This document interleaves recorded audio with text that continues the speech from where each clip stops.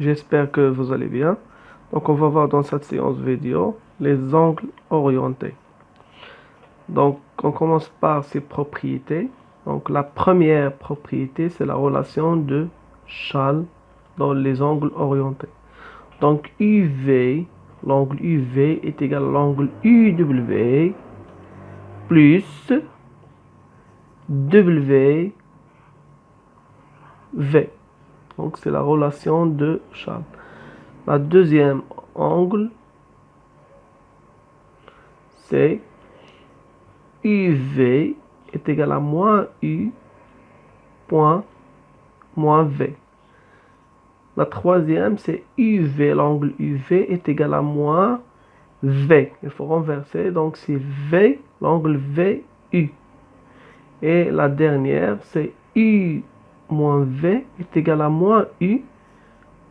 V est égal à P plus UV. Donc on va faire un petit exercice. Donc soit ACD, un triangle équilatéral, et ABC, un triangle rectangle, et isocèle en A. Donc triangle rectangle et isocèle en A. On commence par poser les angles. Donc le premier angle, donc ACD est un triangle équilatéral. Donc ça veut dire quoi? Ça veut dire que c'est la mesure géométrique. Je pose seulement la mesure géométrique. Donc c'est P sur 3. Ici aussi c'est Pi sur 3. Ici c'est Pi sur 3. Pour le triangle ABC est un triangle rectangle en A. Ça veut dire quoi? Rectangle et isocèle en A, ça veut dire quoi? L'angle A, donc géométrique, c'est pi sur 2. L'angle B, c'est donc tant que AB c'est un triangle rectangle et isocèle, donc l'angle A c'est P sur 2 et l'angle B c'est pi sur 4.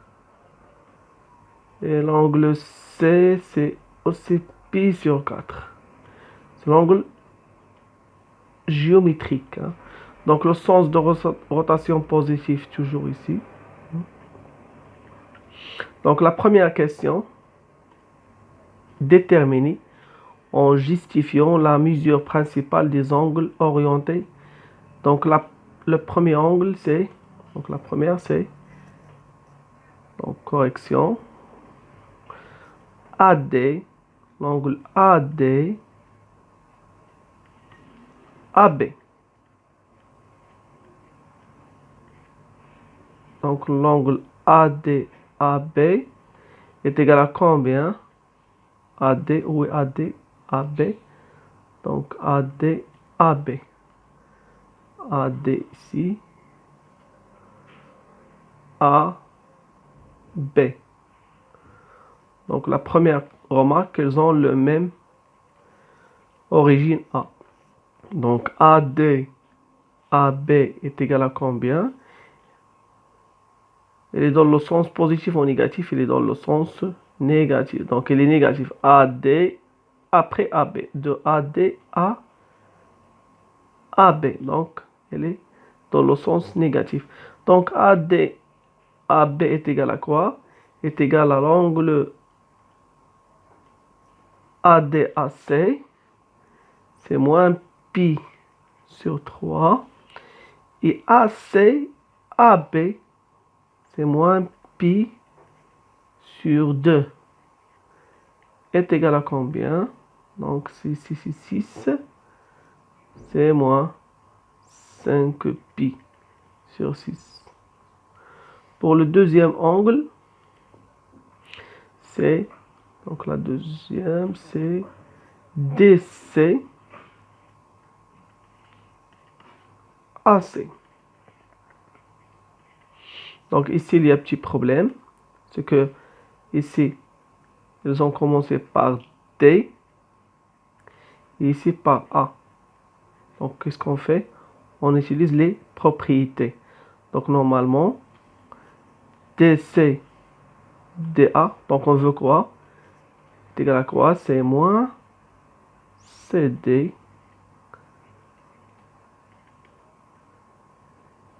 moins CA. Donc maintenant, on a moins CD, on a commencé par C, et moins CA, on a commencé aussi par moins CA, donc par C. Donc moins CD moins CA, on utilise la propriété, c'est la deuxième propriété. Donc moins U moins V est égal à UV. Ça veut dire quoi? Moins CD moins CA est égal à CD CA. C'est égal à combien? Moins CD moins CA. Donc la même chose. CD CA. Donc CD CA. CD CA est égal à pi sur 3. Dans le sens positif. B. CA CB. CA CB. Donc CA CB. CA CB. Donc CA CB dans le sens positif. Donc est égal à pi sur 4. Bien. Et pour la dernière question, c'est DCBA. DC. Donc c'est 4. Donc 3. DC. Donc ici on a un petit problème. C'est que on a ici D. Ici B. Donc qu'est-ce qu'on fait? On utilise la relation de Schall. Donc comment? DCBA est égal à DC. On a DC DA est égal à combien? Est égal DCBA est égal à DC DA. Plus DA BA. Bien. Est égal à combien? DCDA. Donc DCDA est égal à combien? Donc DC DA est dans le sens négatif. Donc c'est moins pi sur 3. C'est moins pi sur 3 plus. Et DABA. DABA est égal à moins AD point moins AB.